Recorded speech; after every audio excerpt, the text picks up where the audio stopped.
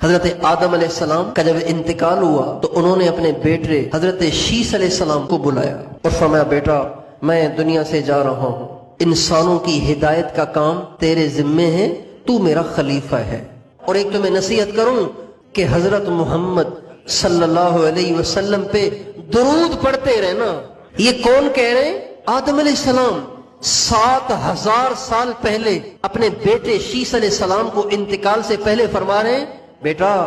محمد صلی اللہ علیہ وسلم پہ درود پڑھتے رہنا، اس لیے کہ میں نے ان کا مقام بہت اونچا دیکھا ہے۔ جب اللہ نے مجھے پیدا فرمایا اور میرے جسم میں روح کو ڈالا اور میں نے آنکھیں کھولی، میں سمجھ گیا تھا کہ یہ کوئی اللہ کا بہت زیادہ پیارا ہے کہ جس کا نام عرش پر، جس کا نام جنت کے دروازوں پر، تو یہ کوئی بہت بڑی ہستی ہے، لہٰذا تم بھی ان پر درود پڑھتے رہنا، اللہ تعالیٰ تم پر رحمتیں نازل کرتے رہیں۔